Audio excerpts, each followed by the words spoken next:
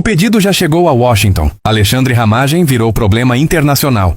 E sob Trump, foragido não dorme tranquilo. Durante meses, o bolsonarismo tentou vender a ideia de que fugir era a estratégia, que os Estados Unidos seriam território amigo, que Trump protegeria seus aliados ideológicos. Mas a política internacional não funciona assim. O pedido de extradição de Alexandre Ramagem foi formalizado, entregue ao Departamento de Estado e entrou no circuito oficial. A engrenagem da ordem internacional começou a girar.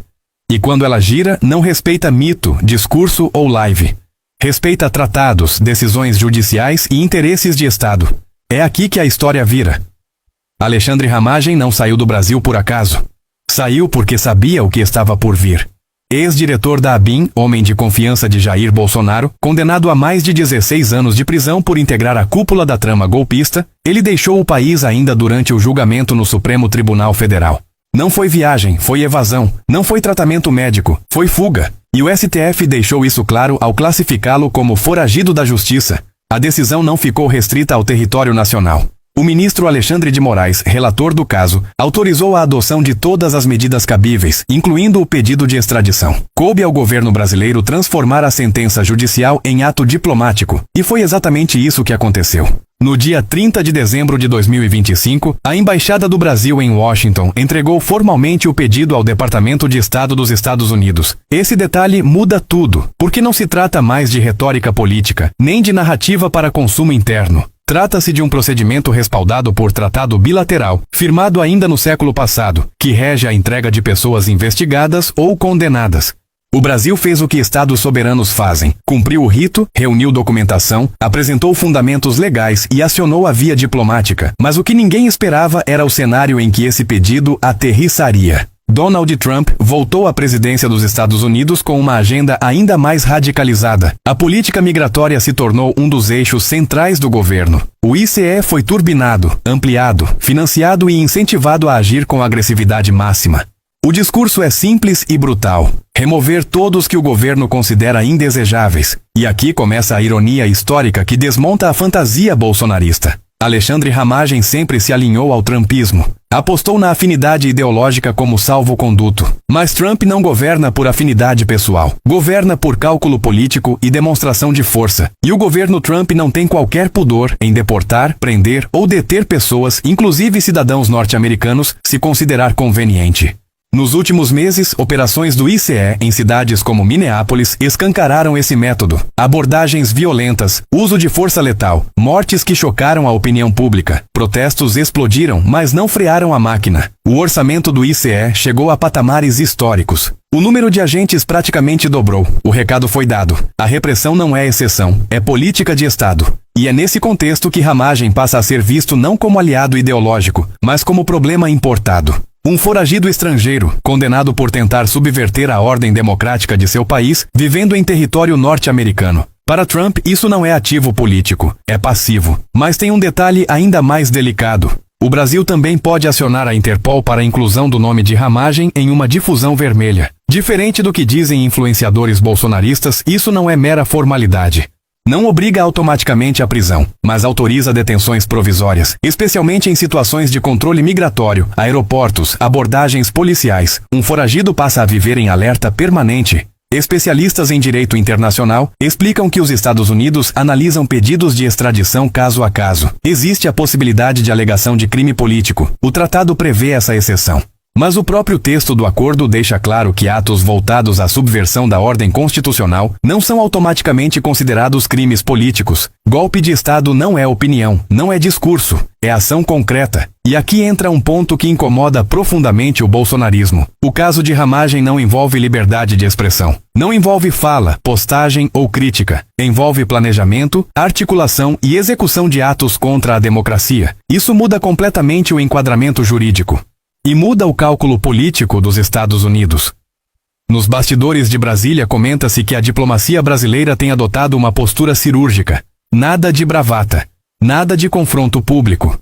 O governo Lula aposta no silêncio institucional e na força dos procedimentos. Enquanto o bolsonarismo grita perseguição, o Itamaraty trabalha com notas verbais, anexos, certidões e traduções juramentadas. É o Estado funcionando. E isso contrasta de forma brutal com o improviso da extrema-direita.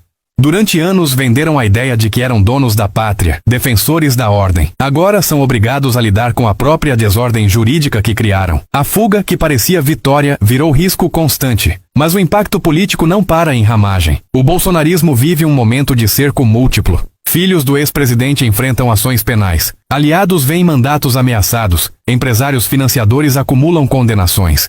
O discurso de que tudo vai acabar em pizza começa a desmoronar diante de decisões judiciais sucessivas. E aqui surge o clímax da narrativa. O bolsonarismo apostou no caos como estratégia. Apostou que a radicalização impediria qualquer consequência real. Apostou que o barulho substituiria a lei. Mas a resposta veio de forma lenta, institucional e implacável. Não houve ruptura. Houve processo.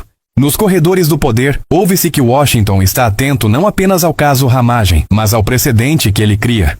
Negar uma extradição dessa natureza poderia gerar ruídos graves na cooperação jurídica entre os dois países. E Trump, apesar do discurso agressivo, não gosta de abrir flancos desnecessários em política externa. Isso não significa que a extradição será imediata. Processos desse tipo são longos, cheios de recursos, audiências e análises. Ramagem pode tentar se vitimizar, alegar perseguição, buscar apoio político. Tudo isso faz parte do jogo. Mas o ponto central é outro. A fuga não encerrou o caso, apenas internacionalizou o problema. E é aí que a figura de Lula ganha relevância estratégica. O presidente brasileiro não transformou o episódio em palanque. Não atacou Trump publicamente, não inflamou discursos, apostou na diplomacia firme e silenciosa. É o oposto do estilo bolsonarista. Enquanto uns gritam soberania para justificar ilegalidades, Lula exerce soberania acionando tratados e instituições. A mensagem enviada ao mundo é clara. O Brasil não aceita que condenados por tentativa de golpe usem outros países como refúgio. Não por revanche, mas por princípio democrático. Isso fortalece a imagem internacional do país e reposiciona o Brasil como ator responsável no sistema global. E aqui está a parte que ninguém mostrou. Para a extrema-direita, o trumpismo sempre foi fantasia exportada, uma caricatura conveniente. Mas o Trump real governa com lógica própria, muitas vezes cruel, sempre pragmática. Se amanhã for útil endurecer com um foragido brasileiro, ele fará, sem cerimônia, sem ideologia. Por isso, a tensão cresce, o silêncio aumenta. A euforia bolsonarista dá lugar ao medo. Porque viver como foragido não é viver livre. É viver à espera de uma abordagem, de uma notificação, de uma batida na porta. A história ainda está em curso. Mas uma coisa já é certa. A ordem internacional entrou em cena. E quando ela entra, não há mito que segure. Há apenas lei, interesse e poder. E no embate entre improviso e institucionalidade, a experiência mostra quem costuma vencer. Após o Carnaval, o ministro do Supremo Tribunal Federal, Alexandre de Moraes, autorizou uma nova leva de visitas ao ex-presidente Jair Bolsonaro, que segue detido no complexo penitenciário da Papuda, em Brasília. A decisão foi assinada nesta sexta-feira, dia 30, e estabelece datas, nomes e horários específicos para cada parlamentar autorizado. Entre os visitantes estão os deputados federais Nicolas Ferreira e Ubiratã Sanderson, que poderão visitar Bolsonaro no dia 21 de fevereiro. Já no dia 18 de fevereiro, as visitas serão feitas pelo líder do PL no Senado, Carlos Portinho, e pelo senador Bruno Bonetti. Todas as visitas ocorrerão em horários separados, conforme determinação do ministro. A medida mantém o controle rigoroso sobre o contato do ex-presidente com aliados políticos, ao mesmo tempo em que permite a continuidade das visitas institucionais. Mesmo preso, Bolsonaro segue no centro do cenário político, enquanto o Supremo reforça que qualquer acesso ocorrerá sob regras estritas e vigilância permanente. Você acha que os Estados Unidos vão segurar Ramagem? Comenta aqui.